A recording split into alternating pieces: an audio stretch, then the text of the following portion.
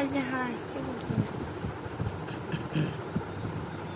বাড়িতে যখন কারেন্ট চলে গেলে না খুব হাসছে বলে আদ্রিয়ান আদ্রিয়ান বলে